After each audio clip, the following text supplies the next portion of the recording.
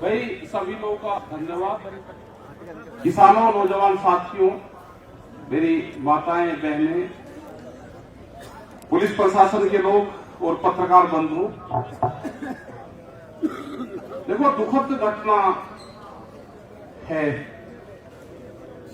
जो खास करके जो हालात पूरे देश में हैं। एक साल आंदोलन को हो गया, एक साल से कोई आंदोलन नहीं चलता। जो पॉलिटिकल लोग हैं वो एक दिन की मीटिंग करते हैं, पूरा पुलिस प्रशासन फोर्स लगा के, गाड़ी घोड़े सब लगा कर एक दिन की मीटिंग करते हैं।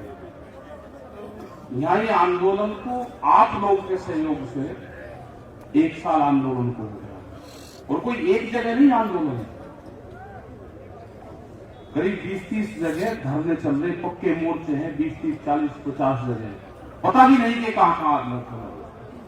पूरा देश सड़कों के ऊपर है।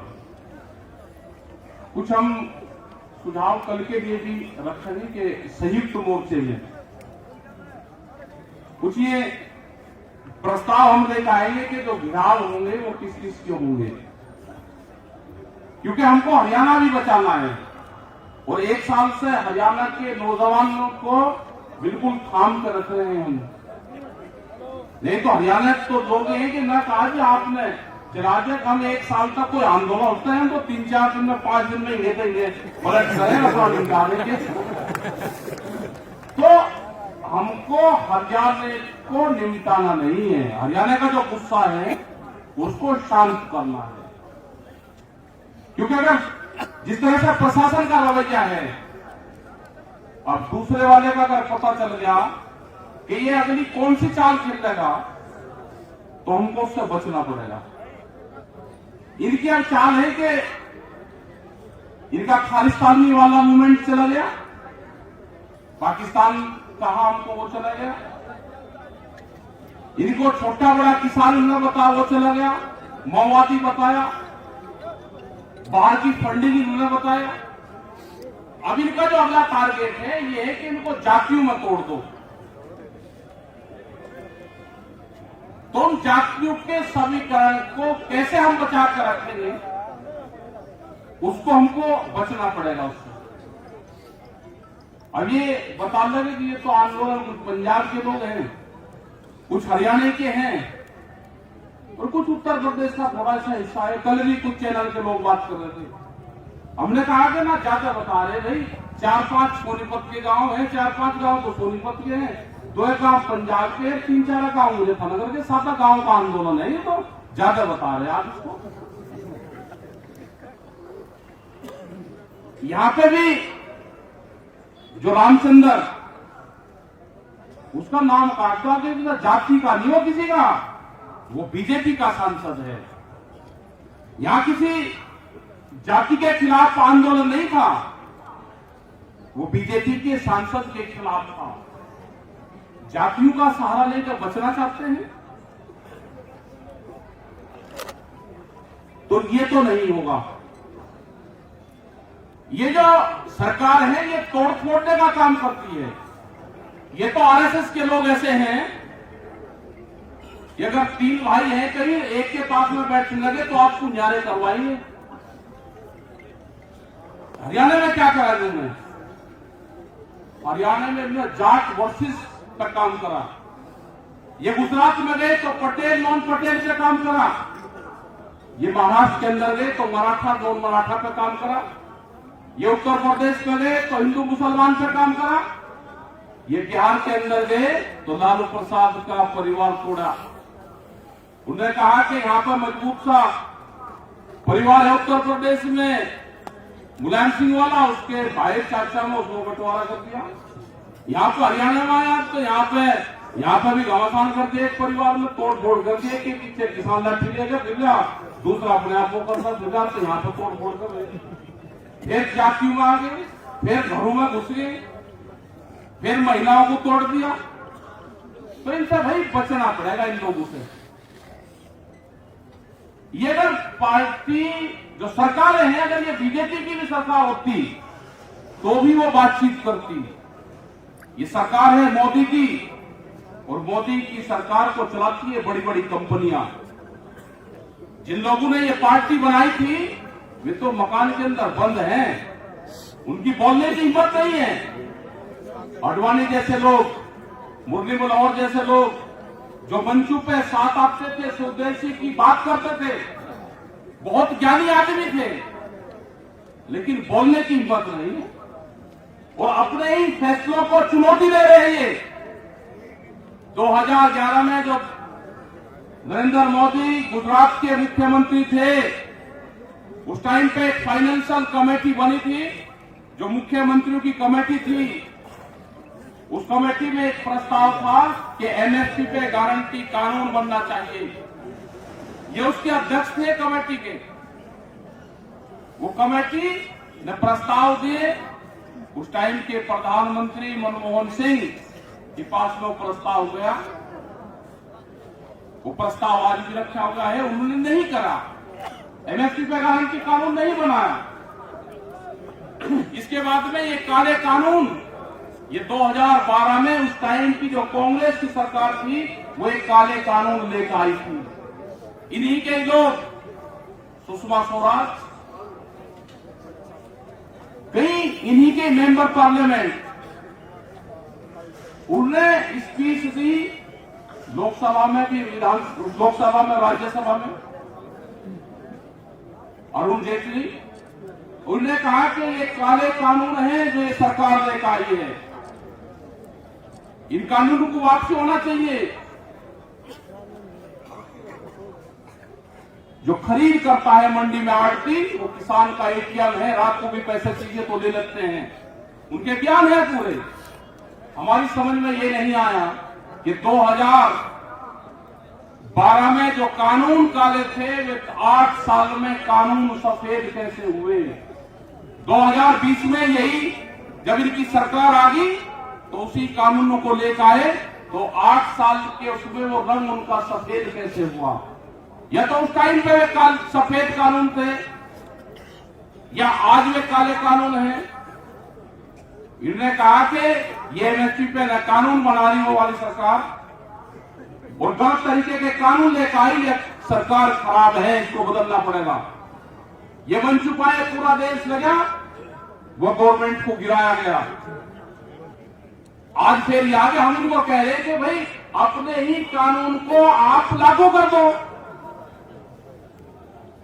भाई एमएसपी गारंटी कानून आपकी फाइनेंस को लागू कर दो। उन्होंने कहा कि पहले वाले ने लागू नहीं करा। भाई पहले वाले ने लागू नहीं करा, वो चली गई सरकार, अब तो आप हो। और जो कानून 2012 में काले थे, वे 2020 में सफेद कैसे हुए, इनके पास में कोई जवाब नहीं है। ये पूरी दुनिया में, यहां नहीं, बहुत कंट्री में, ये पूरी दुनिया में अनाज पे अपना अधिकार जमाना चाहते हैं। ये भूख के ऊपर व्यापार करना चाहते हैं। ये रोटी को तिजोरी में बंद करना चाहते हैं। आज पहले कि उत्तर प्रदेश में इलेक्शन है तो अप्रैल तक हम अनाज खरीदेंगे, उसके बाद में क्या होगा, क्योंकि अप्रैल तक उनकी वोट चाहिए।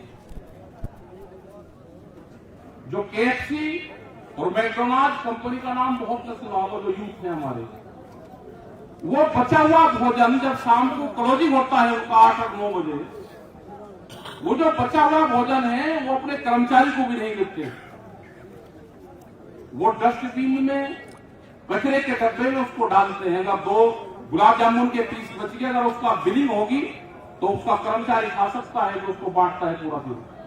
अगर उसका बिल नहीं कटा तो कचरे के डब्बे में जाएगा, उसको खाने के लिए नहीं देना चाहते। इसीलिए रोटियों पर, अनाज पर अपना अधिकार जमाना चाहते हैं। और ये एक नहीं है, ये कानून और भी है। दूध की भी एक पॉलिसी आ रही, इन्होंने कहा कि बाहर की जो कंपनी आएगी वो 20 रुपया लीटर दूध गांव में बेचेंगे, कोल्ड ड्रिंक की तरह 22 रुपया लीटर। अगर 22 रुपये लीटर ये बाहर का दूध आपके गांव में बेच देंगे तो अपने पशु का क्या होगा, वो तो गया। टर्की एक देश है, उसमें एक भी पशु नहीं है, आज सब खत्म हो गया। यही बिजली अमेंडमेंट बिल में है कि जिसके पास में 2 पशु होंगे तो कॉमर्शियल कनेक्शन देना पड़ेगा।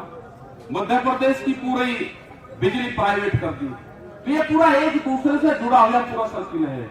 इनका लास्टली टारगेट ये है कि ये जमीन इनको चाहिए। ये जमीन पर नजर है इनकी। आपने केसीसी बहुत लोगों ने ले रखा होगा, जो बड़ी बड़ी बाहर की कंपनियां हैं वे आ रही, वे कहेंगे कि हम जितना भी केसीसी ले रखे हैं हम आपके पैसे दे देते हैं बैंक को, और ये केसीसी की जो रिकवरी करने का अधिकार है वो हमको दे दो। आपके घर पर फिर प्राइवेट लोग जाएंगे कि पैसे दे दो, आप पर पैसे नहीं होंगे, कहेंगे कि जमीन दे दो। तो जमीन कैसे छीन ली जाएगी, पूरा प्लान इनका बना हुआ है। ये आंदोलन न चलता तो बहुत देश अब तक बेच दिया इन लोगों का। पुलिस के लोग इनको भी पता भी नए थाने और खुलेंगे, उसके लिए भी जगह तलाश कर लेना। अभी महिलाओं के थाने खुले, फिर बिजली के थाने खुलेंगे, अब नए थाने खुलेंगे, बीच पुलिस बनेगी। सीड एक्ट जो आ रहा है उसमें बीज के थाने खुलेंगे। आपने अपने खेत में कौन सा बीज बोया है वो तलाश करेंगे। एक कंपनी के लोग कहेंगे कि इसने मेरा बीज चुरा के बोया, ये तो आप रसीद दिखाइए कहां से खरीद के। आपने अगर किसी पड़ोसी से खरीद कर किसी से बो दिया, उसका अधिकार होगा कि बीज पे कंपनी का अधिकार होगा। थाने खुलेंगे, सजा और जुर्माना दोनों है उस पर। तो जमीन तो जानी। अरे भाई जो भगत लोग हैं इनके, प्रशासन के लोग भी होंगे। 10 साल पुरानी गाड़ियां, ट्रैक्टर, जनरेटर, पंपिंग सेट आप कुछ नहीं चला सकते। जो भगत लोग हैं भाई, जो ये करते हैं कि नहीं नहीं हमारे लिए तो वही देवी देवताएं हैं, ये जो पार्टी है यही हमारी पूजनीय है, तो भाई अपना जो 10 साल पुराना ट्रैक्टर है वो जरा खड़ा कर दो। जो पंपिंग सेट है जिससे धान की वो कर रहा, वो अपना खड़ा कर दो। कानून को मानना है।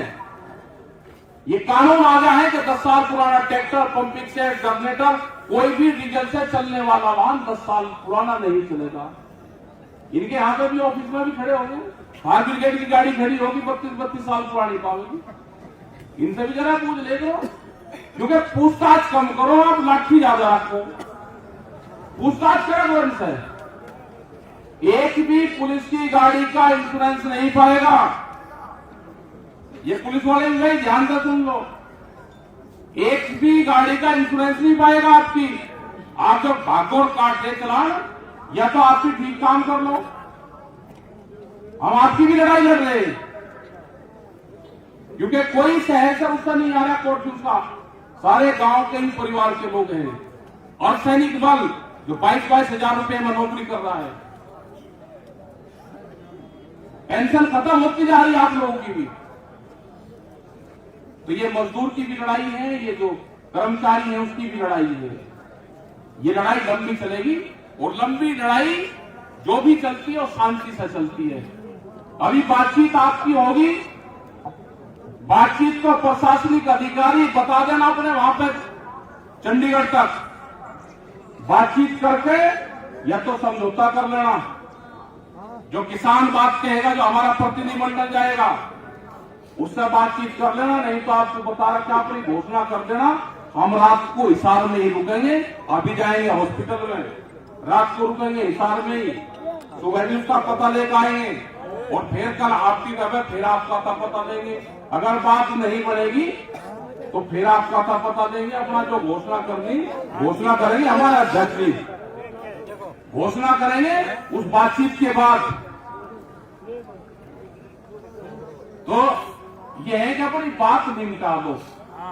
हमने 26 तारीख तक का भारत सरकार को समय दिया है।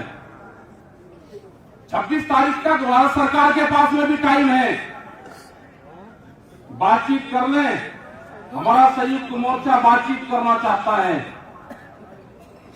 26 तारीख के बाद में हम भी अपने टेंट बदलने का काम करेंगे। फिर उनको टेंट, बल्ली, तिरपाल नया करने का काम करेंगे। कहेंगे तो नहीं, ये गलत फहमी अपने दिमाग में से सरकार निकाल दे कि ये किसान वापसी जाएगा। ये किसान वापसी नहीं जाएगा। बगैर समाधान के, संघर्ष से समाधान तक आंदोलन जारी रहेगा हमारा। बातचीत तो तैयार है, संघर्ष से समाधान तक आंदोलन जारी रहेगा। जननायक राकेश टिकैत, जननायक राकेश टिकैत। तो आप बातचीत करो शांति से, हमने एक गेम आ रहा था पहले, एक नोकिया का छोटा सा फोन आ रहा था, उसमें एक गेम था एक 750 का, उस पर नंबर थे, अगर उसे 6, 7 पर 8 पे चलाते थे तो जल्दी टकरा जाता, अगर उसे 4 और 5 पे चलाते थे तो उसपे नंबर ज्यादा बड़े थे। तो ये है कि भाई टेम्परेचर जो हाई है किसान का, क्योंकि 200 से तो किसान का टेम्परेचर शुरू हो, तो अपना शांति से काम करो आप। और पुलिस प्रशासन से भी है, अपना जगह देख लियो, कोई दिक्कत नहीं, शांति से कर लियो, अपना फैसला सुनाइए बाद में। और फिर कल संयुक्त मोर्चे में वो बड़े सुझाव रखेंगे कि गांव में कौन कौन लोग आएंगे, उनको चिन्हित करेंगे। जैसे ये नहीं लगते कि ये कैबिनेट मिनिस्टर हो गया और ये स्टेट मिनिस्टर हो गया और ये बिनाई उसका विधायक बन गया, मंत्री बन गया बिनाई चुने। तो ऐसे ही गिराव और काले झंडे किस किस को दिखाने वो डिफाइन कर लेंगे पूरा। यूपी में तो एक कंपटीशन कर दिया, उन्होंने कहा कि जहां पर मुख्यमंत्री की इनकी मीटिंग होगी उससे 10 गुना मीटिंग करेंगे उसी फील्ड में।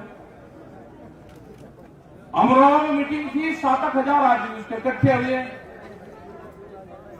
हमने उनको तय कर दिया कि भाई 8 दिन बाद में इससे मीटिंग ज्यादा करेंगे, तो ऐसा कंपटीशन हुआ कि वो तो बारिश होगी नहीं तो 1.5 लाख आदमी इकट्ठा होता, और बारिश होने के बावजूद, मीटिंग कैंसिल करने के बावजूद करीब 250 ट्रैक्टर आए वहां पे, और नाच कूद गए, क्योंकि खाना बना के गए वही बारिश में चले गए। अगली मीटिंग फिर रखी, करीब 60,000 लोग आए वहां पे अमरोहा में।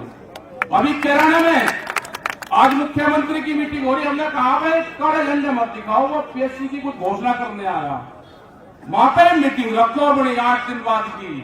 तो ऐसा कंपटीशन लगा कि जहां मुख्यमंत्री आ रहा उससे 20-20 गुना भीड़ इकट्ठी हो रही, क्या लगे वैसे बड़ी करके दिखाओगे।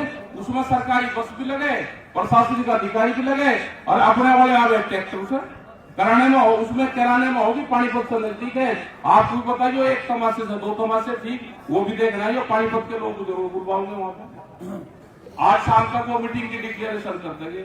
मैं कहा जहां पे ये मीटिंग कर रहे हैं वहीं उसी फील्ड में मीटिंग करो। तो देखो इनको जनता तो इनको वोट दे नहीं रही उत्तर प्रदेश में, लेकिन ये तो धोखेबाज वोट है, जालसाज है, धोखेबाज है, जाली लोग हैं। इन्होंने पूरे दुनिया देश के संस्थानों पर कब्जा कर लिया, कोई कोर्ट कचहरी बोलने को तैयार है। फैसले गलत सलत दुआ में उन्हें गोल पट्टा राज्यसभा का और दिखा दे, वो जाके फिर वहां चले जा, 2 साल लोग को फैसले करवावे, फिर राज्यसभा दे दे। जांच होगी सबकी भाई, जांच सबकी हो रही, जो गलत सलत कोई फैसले किसी भी उस पर करेगा। अजय टहनी यहाँ के प्रशासनिक अधिकारी समझ लेना, अजय टहनी गृह राज्य मंत्री, उसी के क्षेत्र में, उसी के थाने में, लखीमपुर में 120B का मुलजिम बना है वो, उसकी रिपोर्ट दर्ज हुई है 120B पे।